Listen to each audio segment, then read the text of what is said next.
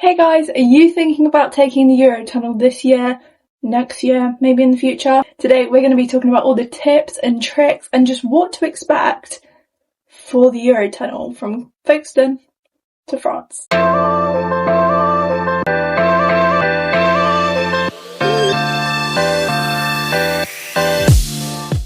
When we used it for the first time, we had so many questions too. Where do you go? Do you get out of the car? Is it like a ferry? What happens at passport control? And my most favourite question, is it like this?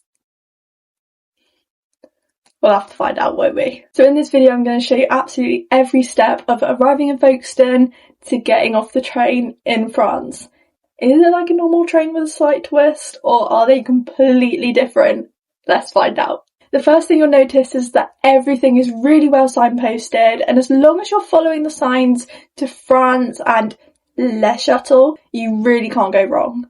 I'd recommend arriving an hour before you've booked your departure, or earlier if you want to. That gives you plenty of time without feeling rushed. If you booked online, which most people do, you'll either have a booking reference or a QR code. So all you've got to do is just simply drive up to one of the booths and scan it. The barrier will open automatically for you, and then you're all checked in. It's as simple as that. Now it's time for passport control. So one of the things that surprises a lot of people is that you actually complete both French and UK border checks before boarding the train. So first you'll go through the UK exit checks, followed by the French passport control. Most of the time it's really straightforward. They usually just ask where you're travelling to, how long you're staying, whether you're carrying anything that needs declaring. And as long as you've got your passports ready, you're usually for a minute. It's not as scary as it initially might sound. Once you've cleared passport control, you'll head to a departure area. This is where you'll usually wait for your train to board. There's toilets, there's food outlets, there's coffee, and my favourite, duty-free shop. Duty-free, guys, which is something I actually didn't know about until recently. That's pretty cool, actually, that they do that at airports and at the Eurotunnel. Keep an eye on those departure boards because they'll tell you exactly which lane you need to be in to head when it's your turn to board. This is probably the part that a lot of people worry about the most. When your lane is called, all you have to do is follow the cars in front. There are staff members everywhere that are going to be directing you to the place you've got to be. Drive slowly up the ramp and straight onto the train. Depending on your vehicle, you might be directed into a single deck or a double deck carriage. As we are a bus, we're classed as a higher vehicle, so we get to go in a slightly bigger carrier.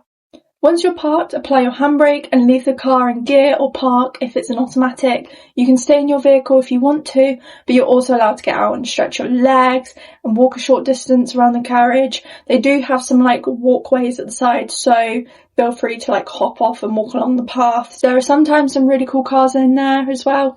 We're going to a camper van show, so we know that there are definitely going to be some cool cars on that train with us. This is that unfortunate moment when you look up and you realise you actually can't see the fish. There's no seaweed, there's no water, you can't see anything. It is just a metal box around you.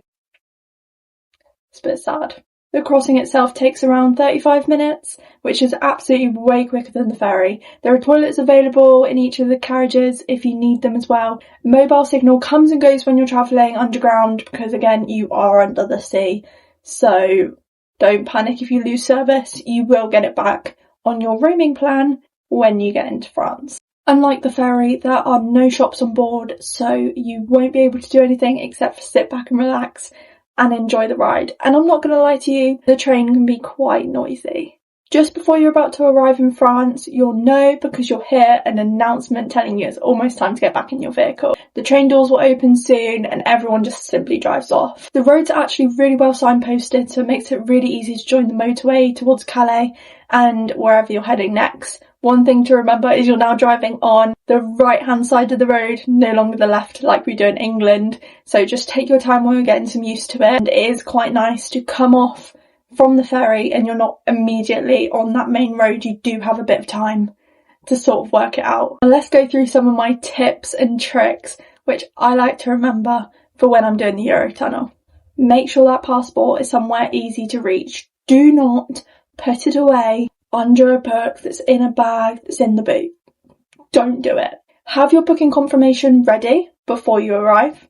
Make sure you've got everything you need to drive legally in France, like your driving licence, your insurance documents, and anything else that your vehicle requires. And my last tip for you is don't stress. This is your first time. Don't worry about it. It is like a piece of cake. The staff are really helpful, the signs are really clear, and thousands of vehicles use the Eurotunnel every single day. Hopefully this video has answered any of the questions that you have before your first Eurotunnel trip, and it's made it a little less daunting for you. Please don't forget to leave a like and subscribe. We've got loads more road trips planned and travelling guides are coming very soon. Thanks for watching, and I'll see you in the next one.